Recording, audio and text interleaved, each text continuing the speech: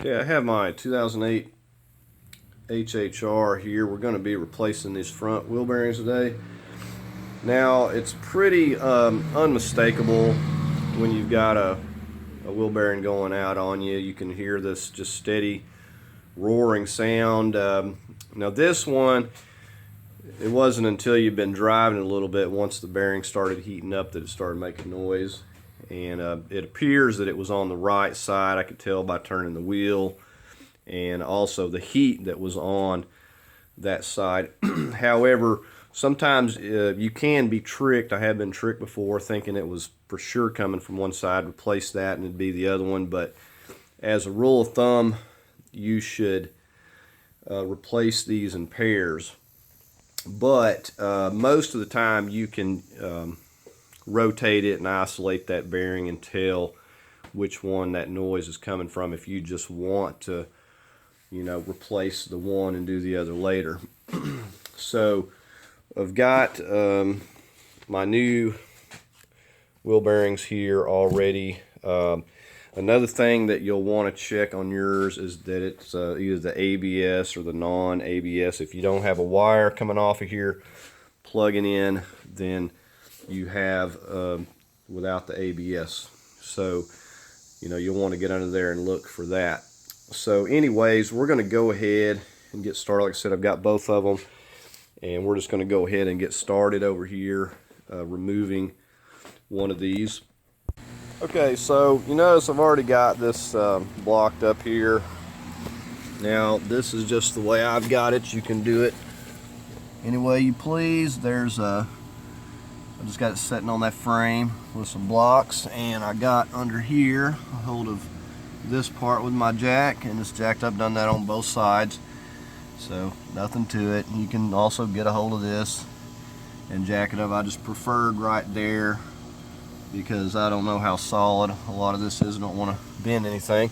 But anyways, we got both sides jacked up, and you know, you want to make sure that you break those lugs a little bit before you lift it up. I'm going to be using my impact though. So the first thing I've got to do, we're just going to take and pop these off of here.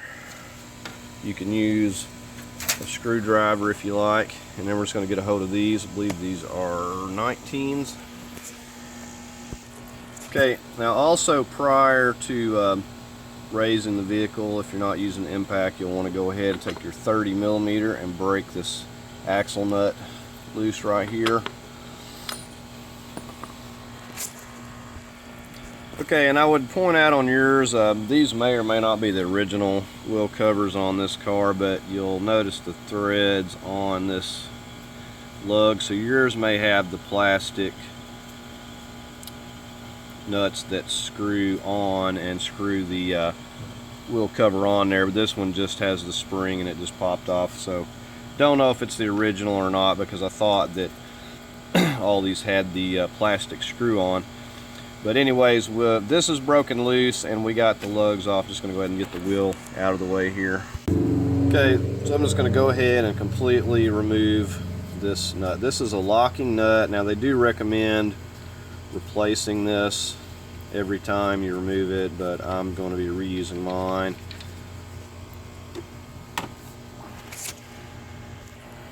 Okay, next we're going to remove this entire caliper.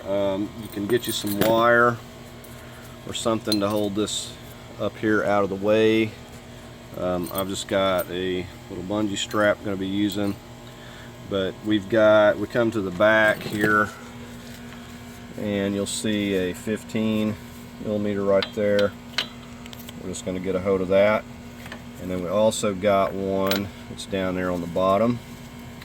If I can get to it here, it's kind of, let me come around the back. You see right here where my fingers are. We're going to need to get that one out as well. So we'll work on that bottom one, and then we'll come up here and we'll remove this one, and this whole thing will just slide right off here. If you do have any trouble with your pads hanging up, just come in here with a screwdriver, push that piston just slightly, a little bit. Okay, so I'm just getting a hold of this lower one here first.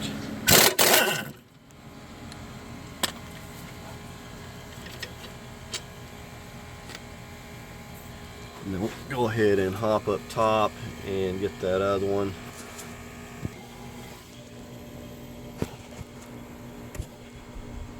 Okay, so I've just got my bungee strap through that hole right there. Just got it kind of strapped down, so it's just going to hold it up out of the way.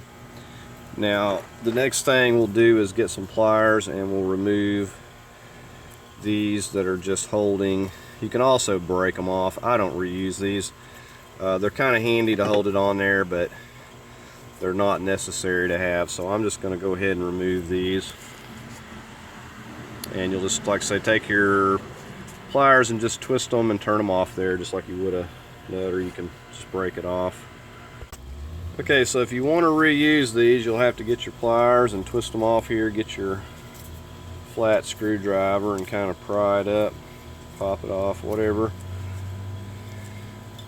So once you get under it a little bit, they'll just twist and come right off of there. But to start out with, you got to get your flat, get you a small flat, and kind of get under it and pop it up a little bit where you can get your pliers a hold of it. Okay, and with those off, we can go ahead and pull this rotor off of here. And there's also going to be a washer right here that you'll need to get. Just wiggle that thing off of there. Alright, and with that off, we can go ahead and we can see where these bolts are coming through.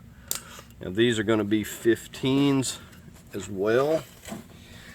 Now you can look back here and you can see there's no wire right there, so we don't have ABS, but we got 15 here, here, and then there's one right over here. And you can get these with a extended handle ratchet. I could get back here with the impact, but it's a little bit more difficult. So we're just going to be using this, and so just need something with an extended handle to break them loose. And once you get them where they're broke loose, these are very easy to get. Here is the first one, and we'll be Loctiting these, putting these back together as well. So now I'm going to go ahead and get on the upper up here, and we'll need a little bit of an extension because that CV is coming in the way right there. As you can see, we're going to put a little bit of an extension on this and get in here at it with that. And we'll just go ahead and get our ratchet back on here. Okay, so we're just rotating this one. We've got it loose. And then we can come in here. Now usually this won't just fall down. You have to take a screwdriver and actually pop it out of here a little bit, but sometimes they will come loose pretty easily. So we just got to get over here and get this last one right here now. Okay, so I just come in here with this little flat screwdriver and just lightly pushed on that, and that came right loose. Like I said, the CV itself is not stuck, so I'm able to pull this right out. Now I also put a little mark, just in case there's any deviation in these, I put a little mark there as to where that goes. And we'll also put this little metal tab back over here the way that it goes, and it goes in there just like that. So I think what I'm going to do now, I'm just going to take a rag and just wipe this out lightly a little bit, and then we'll go ahead and get our other bearing over here now. Okay, so here's a view of them, a comparison, and doesn't appear to be any orientation as far as the way that goes. And they do look the same.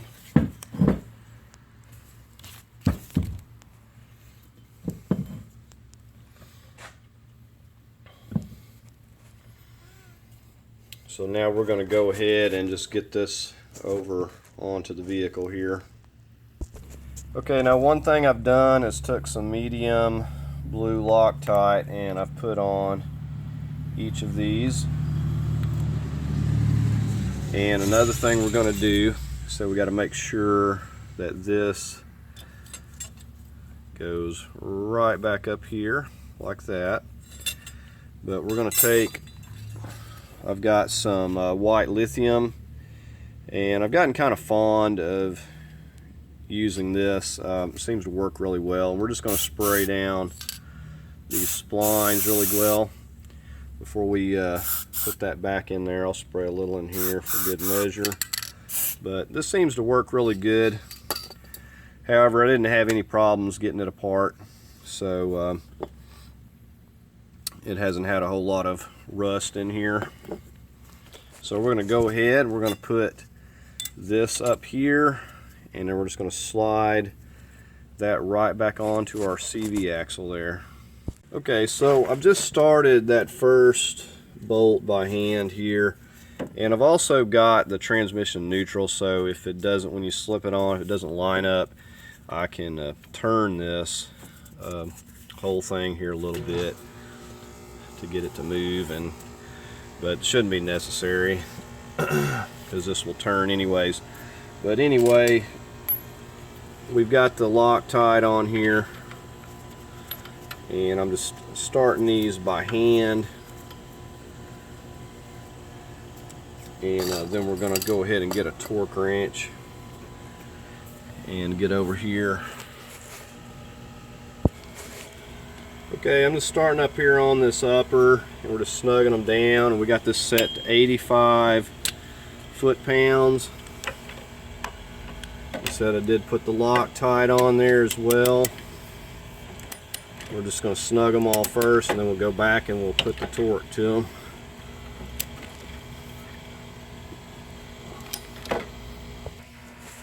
Okay, and when you get them all, it's not a bad idea to at least double click it and make sure that you're still torqued properly.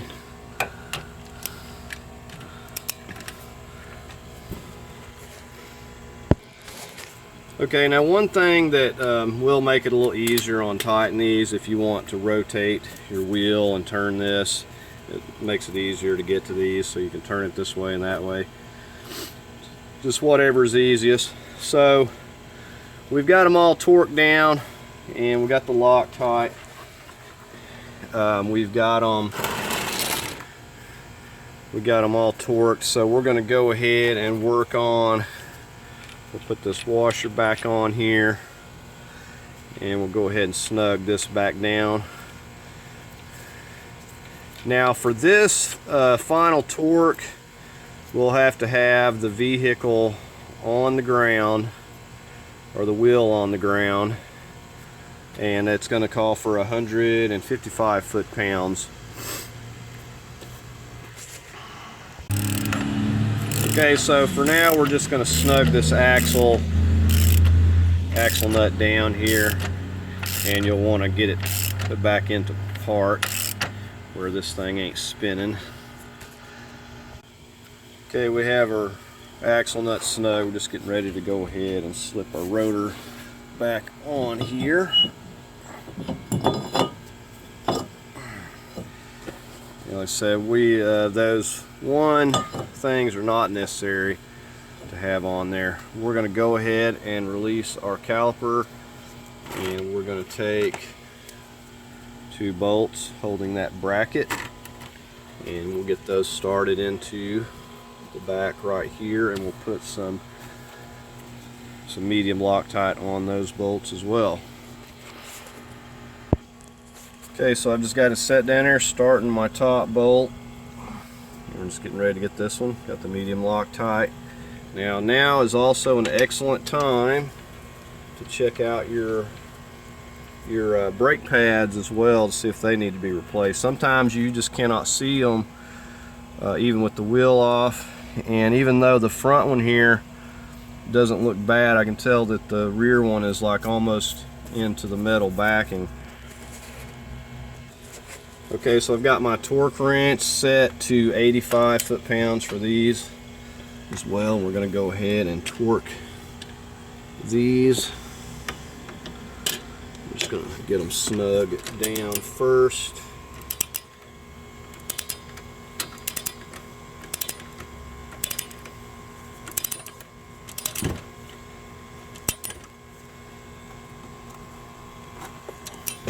And sometimes it takes a couple hands to get the torque you need, depending on the orientation you're in.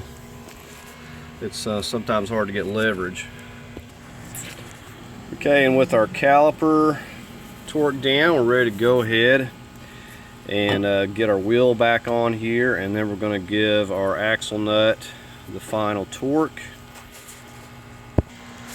Okay, so I just got my torque wrench set on there, and we've got the final 155 set on there, and then we're going to also torque our lugs down to about 100 foot-pounds.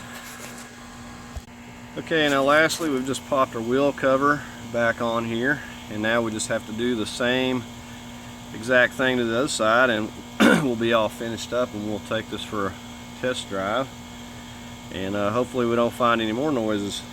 So anyways, it's a pretty simple job with these wheel bearings, and I hope you found the video helpful. If you did, please give it a like. As always, I invite you to subscribe, and thank you for watching.